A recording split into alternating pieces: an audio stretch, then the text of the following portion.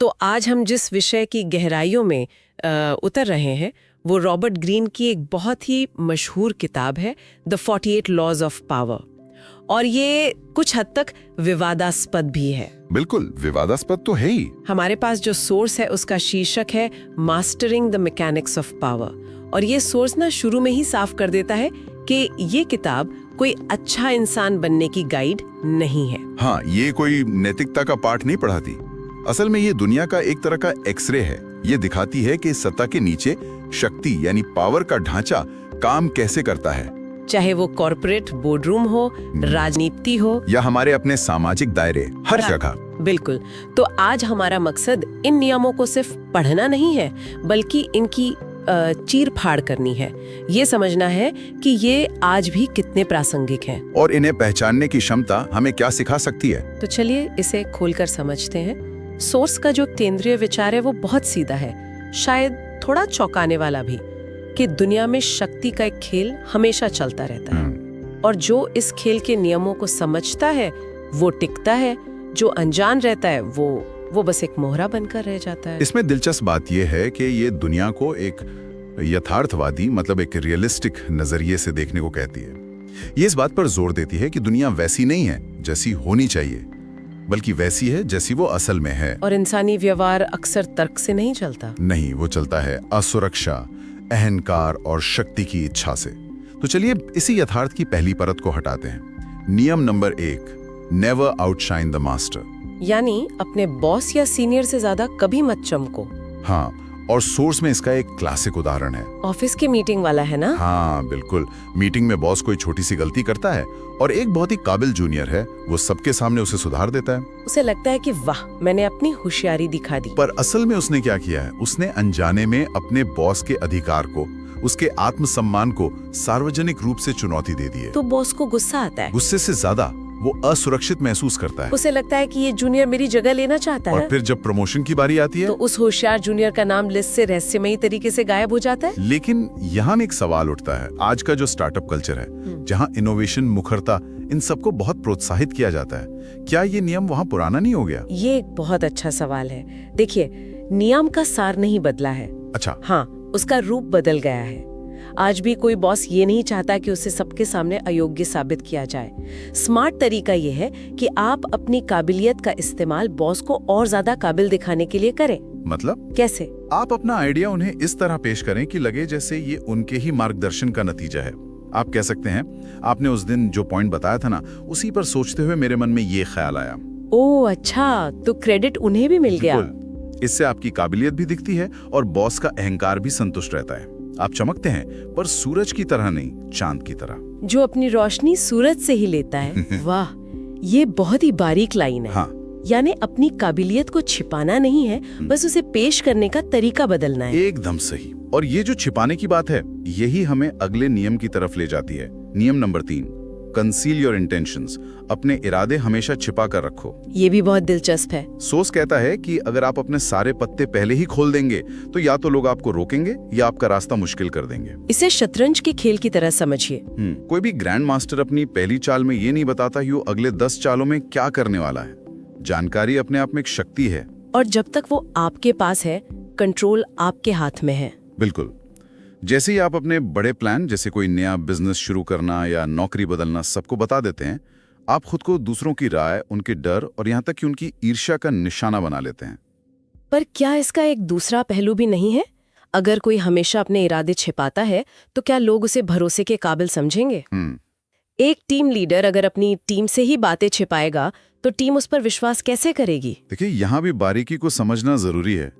ये नियम रोजमर्रा के कामों में पारदर्शिता न रखने की बात नहीं कर रहा। अच्छा। ये आपके लंबे रणनीतिक लक्ष्यों की बात कर रहा है। अपनी टीम को ये बताना कि इस हफ्ते का टारगेट क्या है, ये पारदर्शिता है। सही बात है। लेकिन अपनी कंपनी के 5 साल के सीक्रेट एक्सपेंशन प्लान को हर किसी से डिस्कस करना, वो बेवकूफी है। तो जब आप चुपचाप काम करते हैं तो लोगों को अंदाजा नहीं होता। हाँ, वो आपकी अगली चाल का अंदाजा नहीं लगा पाते और इस रहस्य की वजह से आप हमेशा एक कदम आगे रहते हैं। और जब आप अपनी चाल चलते हैं तो लोग हैरान रह जाते हैं। ये बात मुझे अगले नियम की याद दिलाती है, जो आज के सोशल मीडिया के दौर में शायद सबसे ज्यादा सच लगता है। कौन सा? नियम number 6, caught attention at all costs, यानी हर कीमत पर लोगों का ध्यान अपनी ओर खींचो।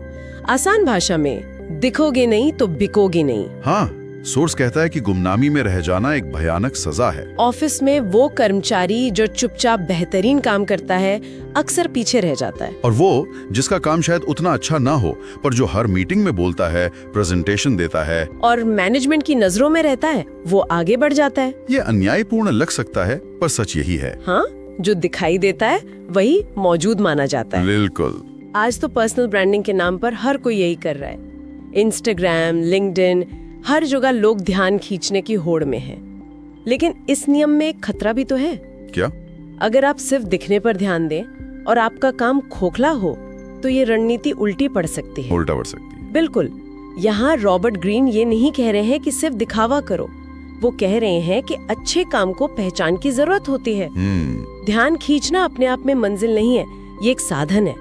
आपका काम आपकी नींव है, लेकिन ध्यान खींचने की कला उस नींव पर बनी इमारत को दुनिया को दिखाती है। तो अगर इमारत ही नहीं है तो आप दुनिया को क्या दिखाएंगे? सही बात। लेकिन अगर शानदार इमारत है और वो घने जंगल में छिपी है, तो भी उसका कोई फायदा नहीं। संतुलन साधना ही असली कला है। संतुलन, ये शब्द बहुत महत्वपूर्ण है, और यही संतुलन हमें अपनी संगत को लेकर भी बनाना होता है। हाँ, नियम number 10, infection, avoid the unhappy and unlucky, यानी दुखी और नकारात्मक लोगों से दूर रहो। ये सुनने में थोड़ा कठोर लगता है। कठोर है, पर यह मानसिक आत्मरक्षा का एक जरूरी नियम है। भावनाएं और मनोदशा संक्रामक होती हैं, किसी वायरस की तरह। मतलब? अगर आप ऐसे लोगों से घिरे हैं जो हर बात में कमी निकालते हैं, हर अवसर में समस्या देखते हैं और हमेशा शिकायत करते हैं, तो धीरे धीरे उनका नजरिया आपका अपना नजरिया बन जाता है। बिल्कुल। उनकी निराशा आपकी महत्वाकांक्षा को दीमक की तरह खा जाती है। लेकिन अगर कोई दोस्त मुश्किल में है, तो क्या उसे छोड़ देना चाहिए? ये तो बहुत स्वार्थी बात लगती है। इंसानियत तो यही कहती है कि हम एक दूसरे का सहारा बने। हाँ, नहीं, यहाँ दो तरह के लोगों में फर्क करना होगा। एक वो जो किसी अस्थायी संकट से गुजर रहा है, ठीक है, उसकी मदद करना हमारा कर्तव्य है। लेकिन दूसरा वो है जिसकी पूरी शख्सियत ही नकारात्मकता और शिकायत पर बनी है, जो हर समाधान में एक नई समस्या ढूंढ लेता है। एकदम सही। ये नियम उस दूसरे प्रकार के व्यक्ति के बारे में है। ये वो लोग हैं जो आपको भावनात्मक रूप से एक ऐसे दलदल में खींच लेते हैं जहां से निकलना मुश्किल हो जाता है। तो ये स्वार्थ नहीं, बल्कि अपनी ऊर्जा और मानसिक स्वास्थ्य को बचाना है। हाँ, ताकि आप उन लोगों की मदद कर सकें जिनकी सच में मदद की जा सकती है। यानी अस्थायी संकट और स्थायी मानसिकता में फर्क करना होगा। ये एक बहुत जरूरी बात है। अब आते हैं एक ऐसे नियम पर जो शायद सबसे ज्यादा डरावना लगता है। नियम number 15, crush your enemy totally, अपने दुश्मन को पूरी तरह कुचल दो। हाँ, सुनने में बहुत क्रूर लगता है। हाँ, इसकी भाषा बहुत क्रूर है, लेकिन इसका मतलब शाब्दिक नहीं है, रणनीतिक है। इसका मतलब किसी को शारीरिक नुकसान पहुंचाना नहीं है। तो फिर क्या है? इसका मतलब है कि जब आप किसी समस्या या संघर्ष का सामना करें, तो उसे आधा अधूरा ना छोड़ें, क्योंकि आधा बुझा हुआ अंगारा बाद में पूरे जंगल में आग लगा सकता है। जी बिल्कुल। मान लीजिए बिजनेस में एक प्रतिस्पर्धी आपके बारे में झूठी अफवाहें फैला रहा है। आपने उसे एक छोटी सी चेतावनी देकर छोड़ दिया, ये सोचकर कि वो सुधर जाएगा। लेकिन आपकी इस नरमी को वो आपकी कमजोरी समझता है और अपनी हरकतों को और बढ़ा देता है। सही बात है। इस नियम के अनुसार आपको उस अफवाह के स्रोत को पूरी तरह से बंद करना होगा। आपको सार्वजनिक रूप से तथ्यों के साथ उसका मुकाबला करना होगा और उसकी साख को इस तरह से चुनौती देनी होगी कि वो दोबारा ऐसा करने की हिम्मत ना करे। तो ये सिर्फ लोगों के बारे में नहीं है, ऑफिस में कोई खराब प्रक्रिया हो या कोई अधूरा प्रोजेक्ट। हाँ, कोई भी ऐसी समस्या जो बार बार सिर उठाती है, उसे जड़ से खत्म करना जरूरी है। अधूरे समाधान बाद में और बड़ी समस्याओं को जन्म देते हैं।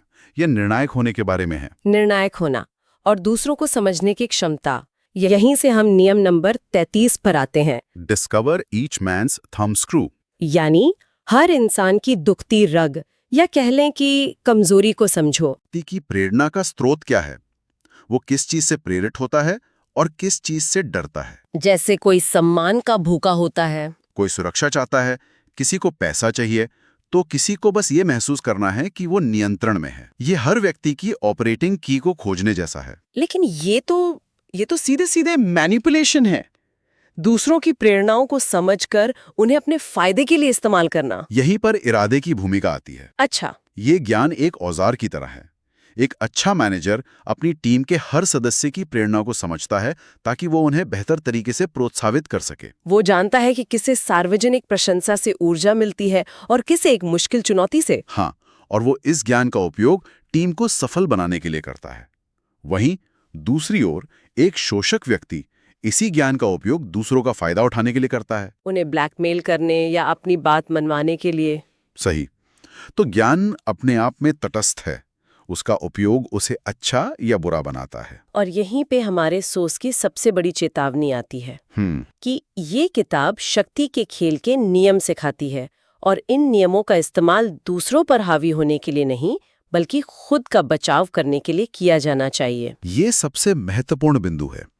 इन नियमों को सीखने का असली मूल्य एक हमलावर बनने में नहीं है, बल्कि ये पहचानने में है कि कोई इन तकनीकों का इस्तेमाल आपके खिलाफ तो नहीं कर रहा। तो जब आप इन पैटर्न्स को समझ जाते हैं तो आप मैनिपुलेशन से बच सकते हैं। हाँ, ये आपको शक्ति के खेल में एक अनजान मोहरा बनने से बचाता है। ये एक तरह का रक्षात्मक कवच है। सोर्स ये भी साफ करता है कि ये किताब उन लोगों के लिए है जो बिजनेस की दुनिया में है, ऑफिस की राजनीति से जूझ रहे हैं या नेतृत्व की कला सीखना चाहते हैं। हाँ, और ये भी चेतावनी दी गई है कि ये बहुत नरम दिल वालों के लिए नहीं है, क्योंकि ये दुनिया की एक ऐसी तस्वीर दिखाती है जो थोड़ी कड़वी और असहज करने वाली है। ये दुनिया को आदर्शवाद के गुलाबी चश्मे से नहीं, बल्कि यथार्थवाद के माइक्रोस्कोप से देखने पर मजबूर करती हैं, और कभी-कभी सच्चाई असहज होती है। तो आज हमने शक्ति के कुछ पेचीदा नियमों को समझा। अपने बॉस से आगे ना निकलना, अपने इरादे छिपाना, लोगों का ध्यान खींचना, नकारात्मकता से बचना, समस्याओं को जड़ से खत्म करना और दूसरों की प्रेरणाओं को समझना। जैसा कि हमारे सोर्स की आखिरी लाइन कहती है, पावर बुरी नहीं होती, पावर को ना समझना खतरनाक होता है। इस पूरी चर्चा से एक बहुत ही दिलचस्प सवाल मेरे मन में आ रहा है। क्या? इन नियमों को जानने के बाद जब हम अपने आसपास के लोगों को देखते हैं, अपने सहकर्मियों, दोस्तों या परिवार को, तो क्या हम उनके व्यवहार में इन नियमों की झलक पाते हैं? ये सोचने वाली बात है। और ये जानकारी हमें दुनिया में ज्यादा सावधान बनाती है या ज्यादा शक्की? शायद दोनों। लेकिन शायद सबसे महत्वपूर्ण सवाल ये है, हम खुद जाने अनजाने में इनमें से कौन से नियम अपनी रोजमर्रा की जिंदगी में इस्तेमाल कर रहे हैं, और क्या हमारी मंशा वही है जो हम सोचते हैं? हाँ, ये सोचने वाली बात